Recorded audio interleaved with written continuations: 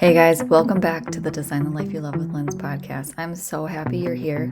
This is the podcast where we talk about intentionally living your life, following your intuition, your whisper, your guidance, and living a life that truly lights you up. I'm so happy you are here. Don't forget to like, share, and subscribe so you never miss an episode. Let's dive in.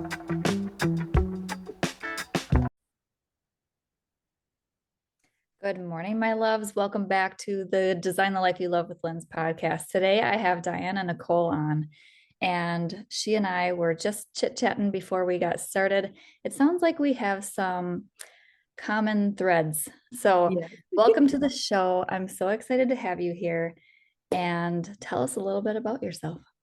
Well, thank you so much for having me. It's always an honor and privilege to be able to share our stories and see what they do in other people's lives. So thank you for having me. Um, I always start, it's like, I'm just me. It's like, how do you tell people about you in a nutshell?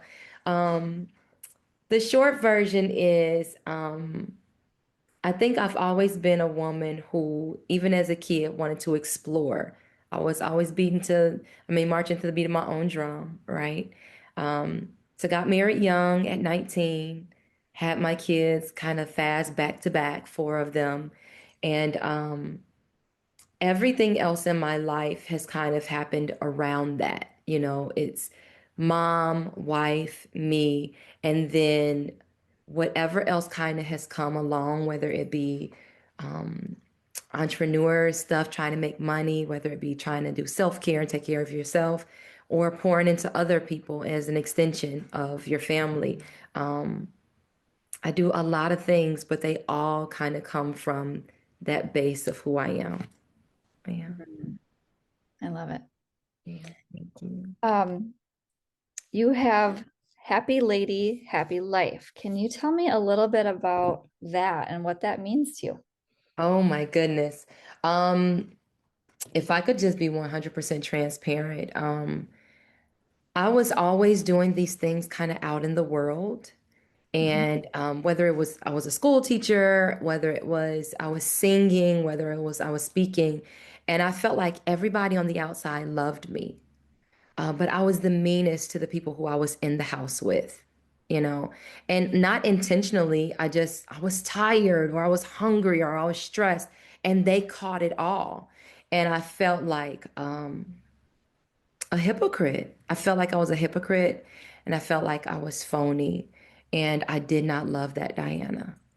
And long story short, I went through a lot of seasons of loss, whether it was divorce or flipping my van over three times and landed upside down in a ditch. And I ultimately needed to learn how to be happy and how to love me.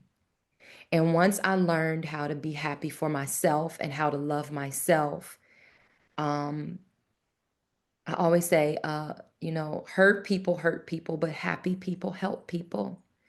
And that happy lady, happy life became who I was and then who I wanted to ignite the world to be, helping women be 1% happier every day because happy people help people. I love that. And now I feel like we have even more in common because that's something that I remind my kids of all the time. They're teenagers, and you know how teen years can be. Hurt Mhm. people, hurt people. The mean kids are hurting, and it helps us be a little bit more compassionate, obviously, when we remember that and move through life with a lot more love instead of, anger and frustration. And Yeah, I yeah. love yeah, it's so true. I love that. Hmm. So, was there a specific moment that you can recall where everything changed? Mm. I can't say that it was one moment, but I can say that it was one season. I would say up until that season, I'd always be in my closet praying, like, God, please change me. I don't want to be this way. You know, I was the woman who would like yell and then have this emotional hangover, like, oh, I hate, you know. So there's this cycle. There's this person who you want to be and you want to show up as, and then there's the person that you feel like you are. And so it was like years of just please um help me to be a kind, sweet, happy person. And so there wasn't this moment, there was this season of like I was sharing with you, a loss. I went through so much loss. Um, I think it started with I had an emergency surgery. So I had gone into the hospital to get a procedure and I started bleeding internally. And God. yeah, it was crazy. And so they told my husband, listen, she's bleeding to death. So we can either, do a hysterectomy and take the uterus or, just let her go. What do you want to do? And so I think it was that. And then I went through a lot of loss of family members. I lost my father and lost my grandparents. And then there was the accident. I rolled my van over 3 times and landed upside down in a ditch with my 3 daughters. And then on the back end of that, I was finding myself going through a divorce after 17 years. So it was just this like onslaught. It was a season of just thing after thing after thing after thing after thing. And all that I was left with after that season was just me in the mirror. It was Mm. like my grandparents, those I grew up with them, they were gone. My dad, gone. My marriage, gone. I almost killed my kids. It was just this onslaught. It's like the only person that there was left to face after facing all of the craziness was me. Mm. It was Yeah, me. and we want to look outside ourselves and we want to blame the other things. And Yeah.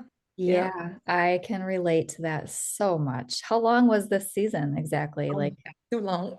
Oh my God, too long. Let me see. 25, 35, maybe 7 to 9 years. oh, Yeah, about 7 to 9 years. And it just, every year, I felt like there was just another thing, another thing, another thing, another thing. So yeah, about 7 to 9 years. It's tough. mm. What were some of the things that helped pull you out of that season, helped you recognize that, hey, it's me in the mirror? I mean, it takes a while for us to realize that. What are the things that you remember that helped you unlock that? Sadly, I didn't unlock it until the end of the season. I think all the time there was this heart cry of I don't want to react to these things this way. Um, and then I think actually maybe the second to last. So by the time I had gotten to the accident was when I was like, gosh, I hope that old me is dead. And I think the divorce happened after that, and it was like, yeah, well, if she isn't dead, I gotta put her to death. Right? Um, so before that, I would love to say, that I just kept going, but I don't think I was. I think I was kind of just going through the motions and tucking Pushing my it down? emotion away. Yeah.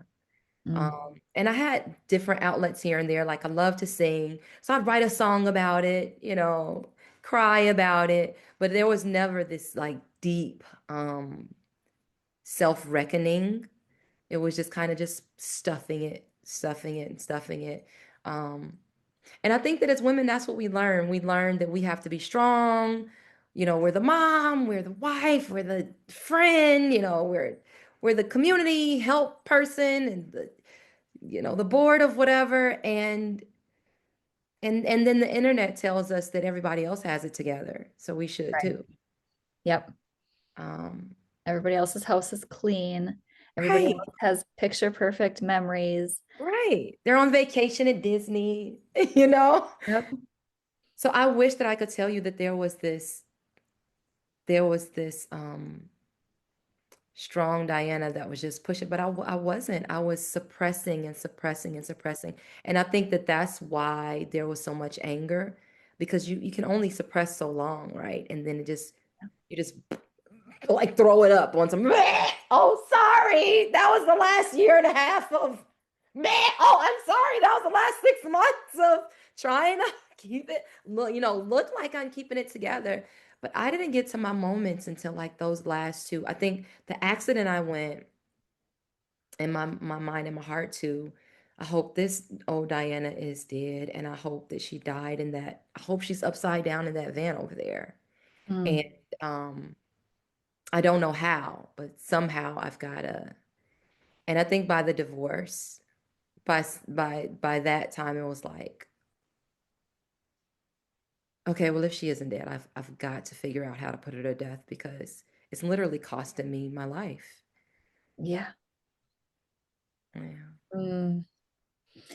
I like that. The old Diana, you got to put her to death. That's a really vivid picture, but I get what you're saying. I get that you kind of have to become a different version of yourself. It's not that you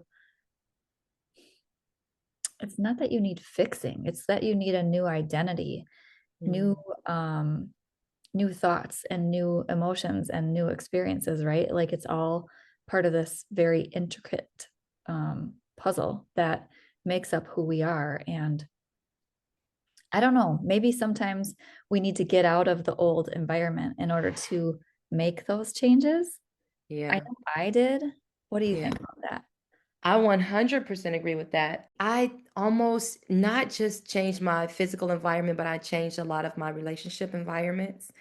And it was tough because a lot of my family and friends, I kind of went into this season of seclusion. And a lot of them felt like I was cutting myself off from them because of stuff that they had going on. And I'm like, this has nothing to do with anyone but me.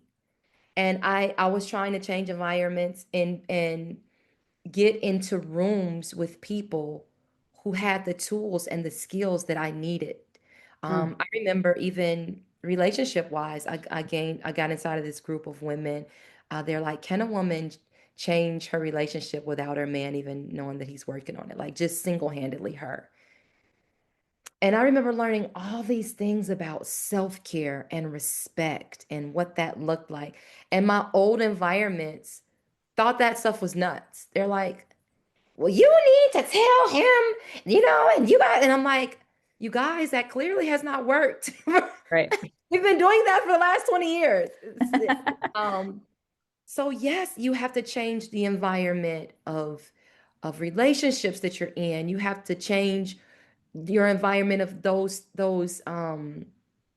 self-defeating, what do you call them, habits? Like Mm, it's the same places that you go to do the same things that you've always done, to watch the same things that you've always watched, and have the same conversations that you like. If you really want to transform, yeah, I had to change the environments, and it was hard, mhm. so uncomfortable. But yeah, it's true. It reminds me of when the caterpillar turns into the butterfly. There's a Mhm. moment where the caterpillar goes into the chrysalis and it literally dissolves. It's Mm. the uncomfortable dissolving, that Yeah, retreating and, being alone yeah, so that you can transform. It doesn't take, its parts with it. It turns completely into a butterfly. And that moment of the dissolving and the real transformation sucks. It yeah, hurts. yeah. But I always feel like that's what happens before my next like evolution is I have to go inward. I actually just got out of one and I didn't Mhm. realize it until we're talking right now, but about a month ago, I just had to go really inward. I got really physically and emotionally sick from the news. Mm. I don't watch news. I get my weather from an app.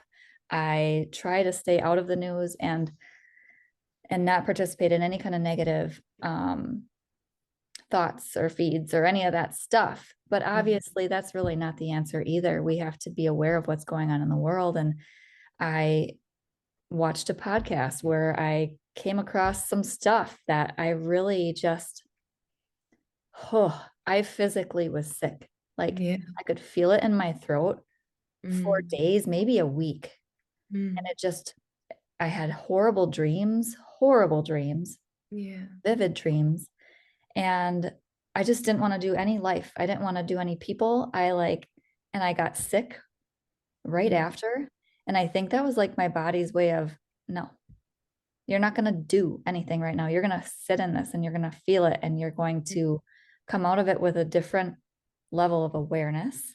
Mm, some new version of yourself, much like that chrysalis. And yeah, I think we have to go inward when we're really making some of the changes so that we can actually finally drop the stuff that no longer serves and no longer is going to be a part of who we are becoming.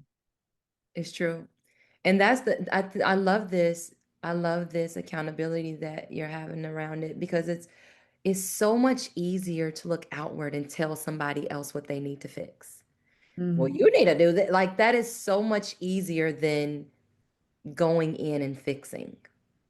Um, So I love that. I love that accountability and that awareness because you're like, yeah, like that's the courage. That's the real work. And I love how you said like and like it takes time. I think we live in this day and age where we're Instagram, Facebook, so it seems like you snap your fingers and the house is clean, or you snap your fingers and before and after body, but nobody shows the 1 million push-ups and right. nobody shows, how many times you had to empty the bucket and redo the soap and wring out the towel. Like that there's so much work and it's and that it sometimes it can be long work, you But know? it's worth it. But And but it's worth it. yeah, and I feel like sometimes people get overwhelmed by the idea of the work, but really it's to me, it's in the simple daily steps, It the is. simple daily shifts or moment by moment shifts. It's true. It's true. And it's worth it. You're right. Yeah. Yeah. Yeah. This is And good. it is good. I just, having a podcast is such an amazing way to learn so much about yourself, learn so much about other people, connect with people you never would have connected with. And Yeah. so this is like a moment where I'm like, God, I love this. This is so much fun. Oh, I love that. I love that you're getting to do what you love. It's very important. It's good. Yeah. Now, do you have a podcast? I don't have a podcast. I do interviews on my YouTube channel sometimes. Okay.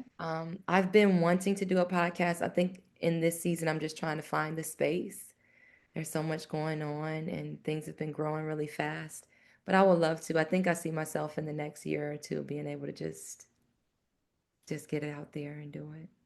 Yeah, I think you have some really good stories. I think it would be amazing. And you're so easy to talk to. So Oh, thank definitely you. something I see in your future. Um, Tell me a little bit about how you help women and entrepreneurs and who you help. Oh, well, I specifically help women, and the guys are always like, "What? What about the guys?" And I'm like, "Well, I help the ladies so that they can come back home and be, fantastic." Um, right now, I'm specifically helping women make money online. Um, Mm. I did $1 million in sales on TikTok in 6 months. Right. Whoa. Yeah. So it's crazy. That's a crazy story. Wow, that's amazing.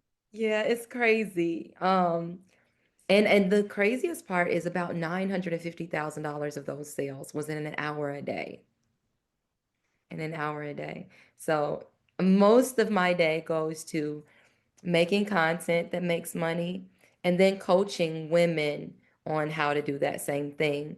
But what I love to say is women come in to learn how to make money and they leave out knowing how to love themselves better while they make money because strategy is about 5% of it. Like you can learn how to click the buttons, you can learn how to tag the products, but when we really get down underneath it, I'm really helping women get 1% happier every day. It's not how do I do the video, it's how do I be myself when I'm so scared to be vulnerable in front of the camera? Yeah. How do I talk about this product when I don't even have the confidence to talk about, whatever it is. Um, and so I help women get 1% happier every day, really tackling their money. But underneath that, I help women to have impact and income sharing their unique stories. And that's my real work. So this is the second conversation I've had like this today since Mm, I think that you're probably like me. You've probably taken courses from other people and It doesn't matter if it's marketing or money or podcasting or how to feed the dog. It's all the same thing. Yeah. When you get down to it, you're not, I mean, yeah, you learn marketing and you do, but what you really need to do is learn how to love yourself enough to create a life that you love. And then you're able to sell whatever it is you're trying to sell or get in front of the right people and say the things. And so, It's yeah. it's so true. And I think that it's so funny because, we're talking about this and we experienced it and we learned it. But most of the women who come in don't know that. They think that they're buying. And that's why they'll be like, your program is how much? I'm like, this is not even, I spent $10,000 to learn how to do this. Okay. You're paying, 1797 or 2000 or something. Um, and so they think that they're coming in the door to learn about money. Hmm.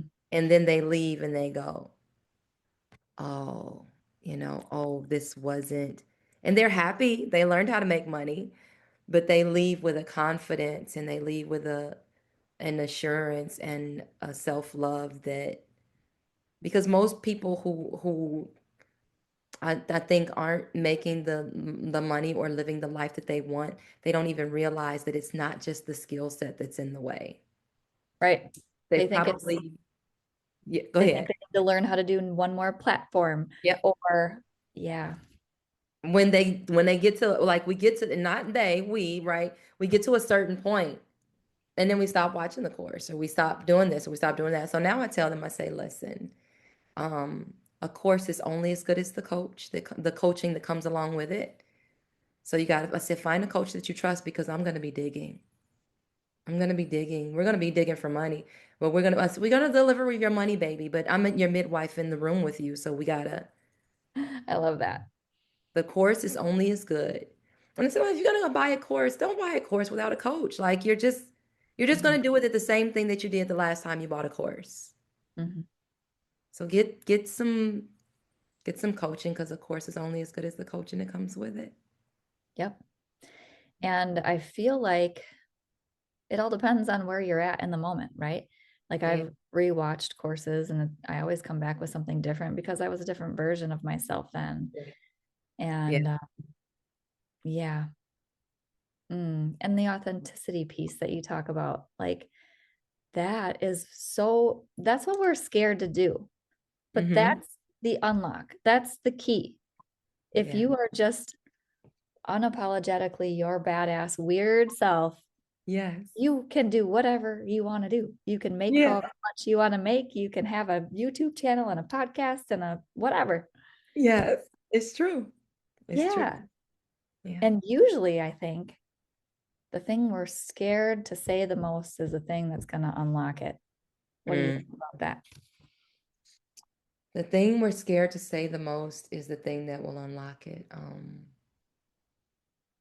I do agree with that because I think that when you're your most authentic self and the hardest thing, I think to become your most authentic self, you have to face that one thing that you don't really want to face. Mm, But I think that when you face it and you're your most authentic self is when you attract. mm, Like that's when you attract the people who are supposed to be connected to you. A lot of the yeah, people that you're supposed to be attracting that have the money to give you, to pay you to be that next version of yourself, they can't even pay you yet because they can't find you. right.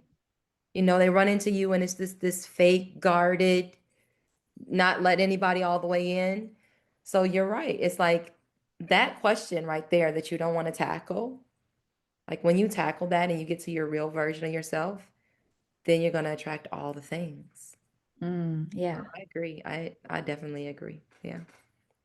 That's that hard work though. Yeah. I think it's kind of an onion thing, right? Like peeling back the layers of the onion. Some layers are thin, some are thick and gnarly and are more painful to peel back. Yeah. And yeah, when you get to that point where you find the thing you haven't talked about yet, the thing that you just can't, you don't want to do it. Yeah. Yeah. Yeah. We can talk about that. Not that.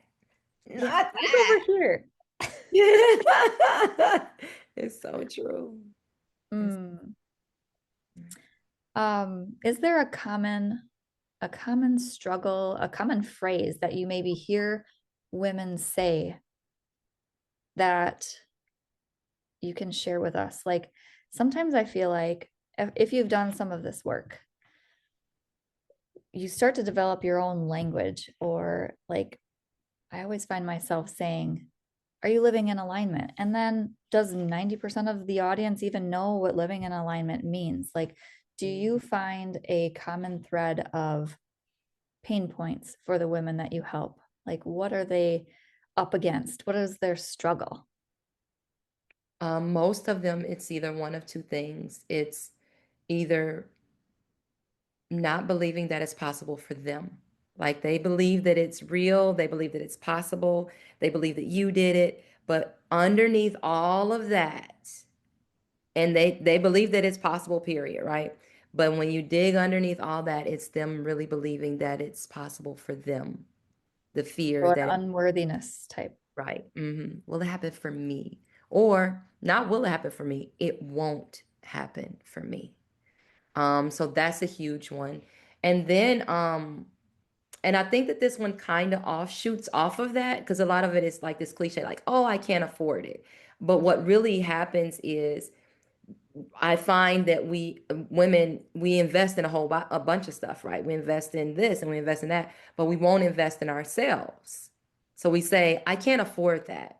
It's like what we afford the show and we afford our hair and we afford our shoes or we'll afford whatever. It's like I can't afford it. And what we're really saying is I don't want to invest in me. And I think it's because of that underlying thing, like I feel unworthy or I don't believe that it will happen for me. So it's not worth the investment. Because whatever we normally feel like is worth the investment, we figure out a way to, like, we figure it out. If we want Right. that pizza, we're like, coupons. We're like, we're gonna find it, right? But Yep. we don't dig deep to invest in ourselves until we believe it. I remember when I was investing in the TikTok stuff, I had quit my job. So I had no income.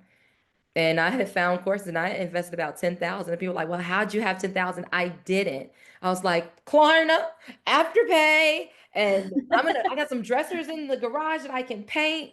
But ultimately what I knew was at that point, I believed in me. And I'm like, if she can do it, and if she can do it, I can too. Mm, And so I will find a way to invest in me because I know that I believe in me. Because if yeah. it's that 5% strategy part, I need to learn that. I need to invest and learn it. But if it's that 95% believing in me part, I got that on lock now. Mm. And it's worth so much more than $10,000. Right. So Mm, much more, right? I, mhm. I, I tell people, they say, well, was it worth it? I say, okay, well, let's put this into perspective. So, like the make money online piece, I made $39 my first month in November. And I'm like, either these people are lying about how much they're making or they know something that I don't. So I need to invest. So I invested $10,000 to learn. And my next month I made 19,000. Wow. And then my next month after that, so I think November $39, December $19,000, January $49,000. Wow. So it wasn't, but I have women and they'll come in and they'll invest, but then they won't do it. It's like because you just don't believe in you. If you it's not in the education, like you've got steps 1 through 10, but why won't you do step 4 and 5 or 6? Like, why won't you do those? Well, I Right. did It's step one all through laid out. three, but what about these? What right here? Why didn't we? Well, because mm, there it is. There it is. And it always comes back to self-worth. Yeah. Mm. Yeah, I see it in so many different ways, in so many different people. And I see it in people who look confident from the outside. I see it from people who don't. And it's just so interesting to me how we end up with that, inheriting that, or being conditioned with that. Yeah. Obviously, I think it's generational and it's, part of society and all the things. But what in what ways did you help unlock more self-worth in yourself and in your clients? For myself, that season of putting the old Diana to death. I had to ask, I love what you said earlier. You're like, what's that one question? Um, I had to ask myself those one questions like, um, I'm saying one question plural. I had to ask myself I'm those trying to hard remember what I questions. said. Um, but okay, like I've mentioned the mean Diana. It's like, well, you know that you're mean. Okay, fine. But why are you being mean? I don't know. Okay, but are you sorry that you're that way? Yes. Do you forgive you for being that way? No. Well, why not? If you know that you're sorry and you know you don't want to be this way, can you forgive you so that you can start loving you enough to help you? Yes. And we do that for our friends so easily. Right, for everybody, for everyone else. Mhm. So now I do this thing, and you ask, what do I do for the clients? The same thing. I ask like these same questions. Well, I just don't think why? Now, I just don't think that I look good on camera. Why? Well, because I don't like my teeth. Why? Well, because my sister always had better teeth than me. Okay, so if you think that your sister has better teeth than you, are you choosing to not accept yourself?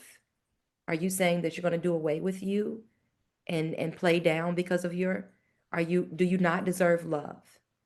And I never thought about. Yeah. Because we all accept the teeth. We see your teeth. You're on camera with us right now. We've all accepted it. The only person who hasn't accepted it is you. And the moment that you do, you're going to get on camera like this. Look at my gaps, you guys. By the way, these are the teeth products that you want to buy. These are the ones that I'm trying for right? Yep. But you're right. It's you got to ask yourself these hard questions. And so that's what I did. And then I do the same thing for my clients. I ask, and I'm not afraid. And I used to not be able to serve people in this way because I was afraid of how they would respond to me because I was insecure. Well, what if they don't like me because I ask hard questions? When you like yourself, you're not worried. Yeah. She Yeah. might not like me Let them today, have but she's their own gonna love me. experience. Right, right. And they're gonna love me tomorrow. She's not gonna like me today, and she's gonna love me tomorrow. When she wakes up, she's gonna be like, "Oh my God, I do love my teeth. Mm. I do deserve love, no matter what my teeth look like." And how many? I think most of the time that's how it goes is like somebody said something one time when they were little or in school or in front of a crowd. And it's like, that's the thing that's holding you back from everything you want, from the peace that you want, the life that you want. And we can choose to let it go. It's a choice. It's hard. It sucks, but Yeah, it is our choice. yeah, And that's the problem and the solution all in one. it's true. True. Oh, this is so good. It's like a warm cup of tea. It is. It is. It is.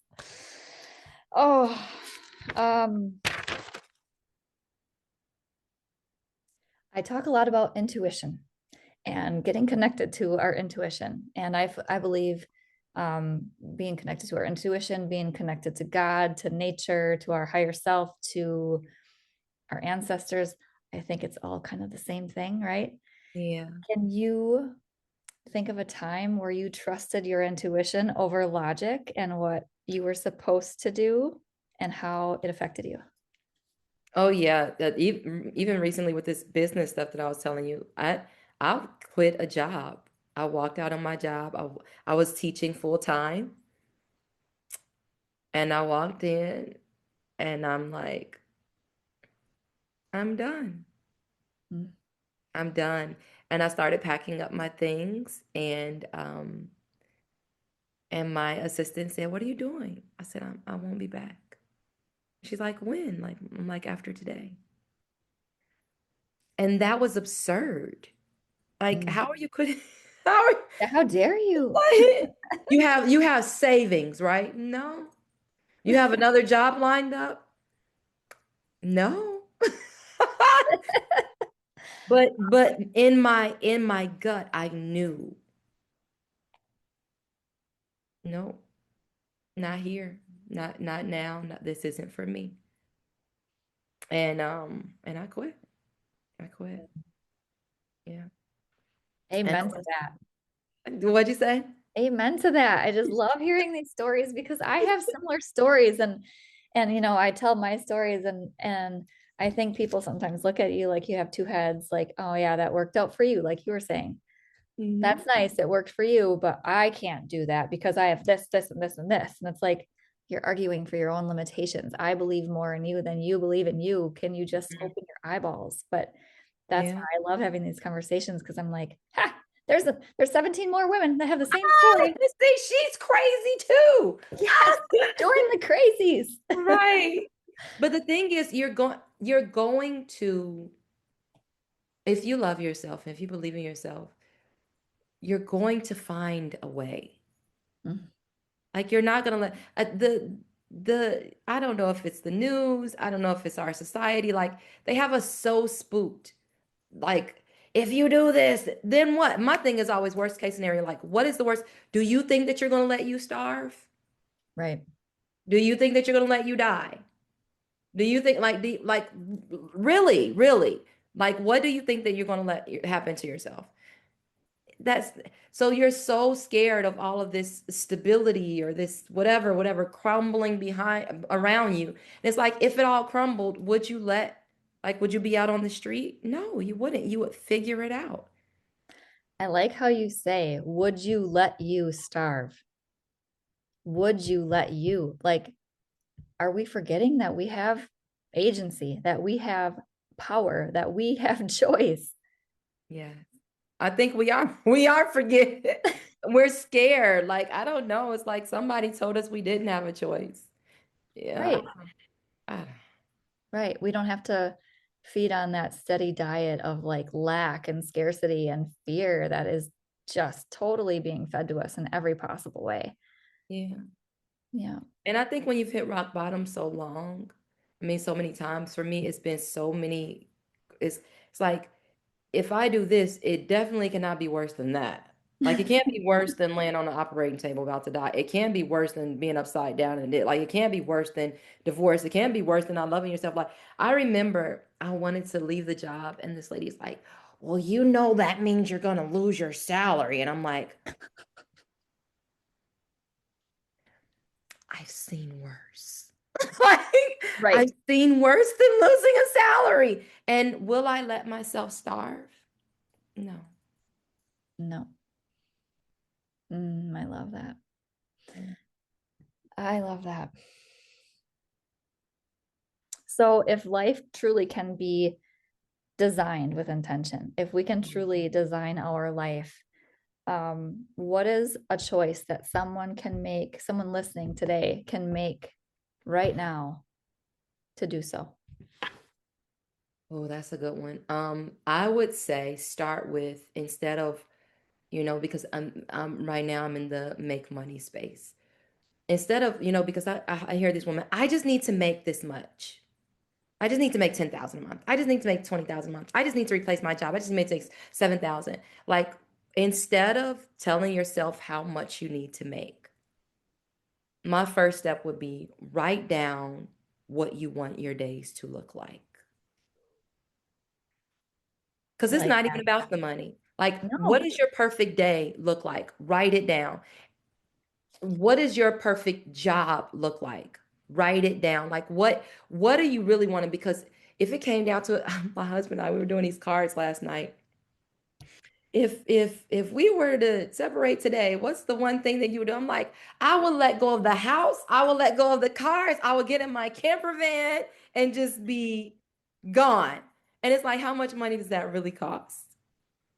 So that would be the one thing that I would tell them to do. Stop thinking about work, kids, responsibilities, help. Like just write down, if I just got to wake up, and do whatever the heck I wanted to do with my day. This is what it would look like. And then as you embark on that journey, you'll find the things that bring you joy and you'll ask yourself those hard questions like, so why am I not doing this? And then you'll start thinking about the ways that you can start doing those things. And ultimately, when you're doing the things that you love, those things will probably pay you the most. When you're Mm, the most authentic version of yourself and you're doing the things that you love, those things will pay you the most because you will never feel like you're working a day in your life. mm, And it's not about the money. Some things, some things money cannot buy. I mean, we all know that, but I'm not even saying some things money can't buy, so be broke and be poor, but design your life by designing your life, not your income. Let the income follow the design of your life and mm. what you want it to be. That's exactly what I do with clients is how can we create your ideal life and then run every decision you make through that filter? Does it align? Because here's what I did. I left my safe job, the one that didn't make sense. I didn't have a backup plan. I didn't have savings. I was a single mom, had my own house, all my own, no like child support or alimony or any of that stuff. I left that quote safe job and everybody told me I was crazy, left Mm, commission on the table, mm, left the retirement and the insurance and all the things that the ego tells us we right. have to keep us, safe. And um, that was the starting point. That was when I started showing up for myself. Mm. And that's when everything shifted. And I kind of lost my train of thought here, but life by design that oh, I know where I was going. Intentionally living the design and making your choices, running them through that filter. That's the way to get there. And no, it doesn't make a damn bit of difference how much money is in your bank account. I left that job, started a business that I had been kind of dreaming about. And instead of running all of my decisions, my business decisions through that lens, through that Mm, filter, I ended up creating pretty much the exact same life that I had just working for somebody else. And I burned out again. And that was like mm, the moment of I'm building something that I don't even want. And I think that's mm. what sometimes people do when they're building a business is like they're focused on the money or the status, Yeah, but they don't ask themselves, like you said, what would a day look like? Just one day, like start there. How would you wake up? Would you have your cup of coffee and listen to the birds? Or would you rush out the door and answer 50 emails and, right, be a stressed out nightmare, but you have money in the bank? Like, what's more important? right, right. Yeah. And Mm, because this society will have us, it'll never be enough. right. It will have us chasing and chasing and chasing, and it'll never be enough. I think that rolling my van, because in the rolling the van and the operation and like all the things, because I've been so close to death, it's like you better live the days how you want because you don't even know how many you have. And what if you were on your deathbed 2 years from now? Would you still be doing what you're doing now? Would you rush to answer emails or would emails not even matter? Right. Would you be trying to get 50 million? If you were dying in 2 years, with 50 million in the bank really even matter? I mean, you can't take it with you unless Right. somebody knows something I don't know.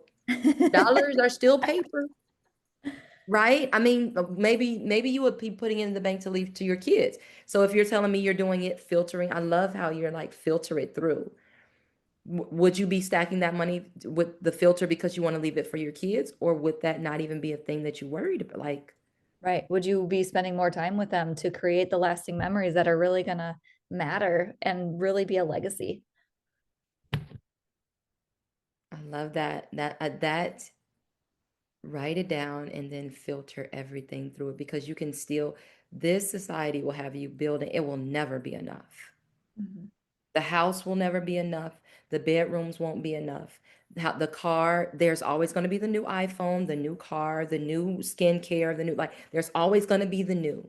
And if not careful, we'll chase it and be empty. Yeah. Yeah. I definitely did. Me too. And I still every day have to refilter.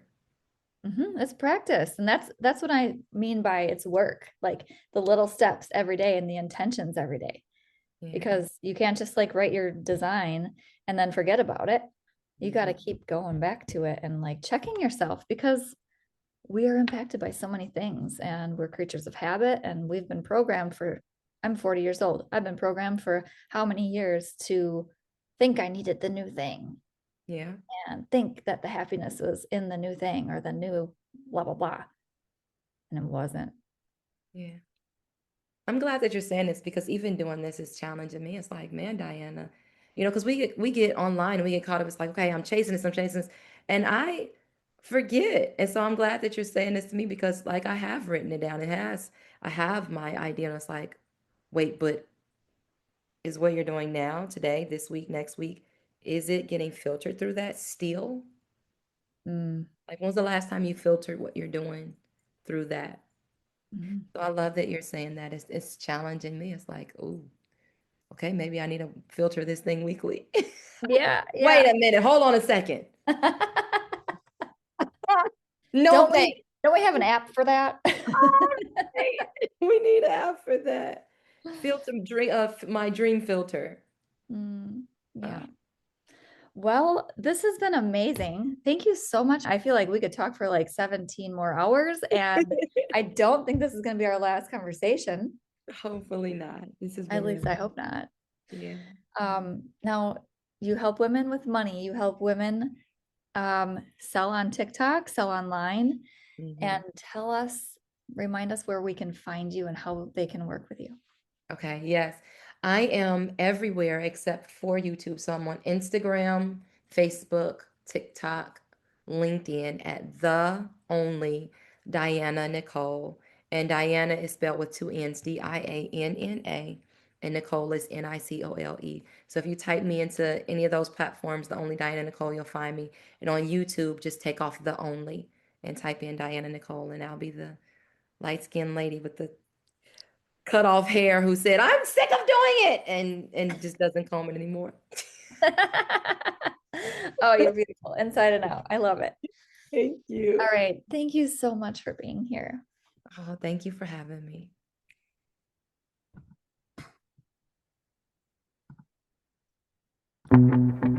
Okay, my loves, thanks for hanging with me. I hope you enjoyed this episode. If you did, please share it with someone and like, subscribe, leave me a rating, all that good stuff. And I'll see you next week, if not before.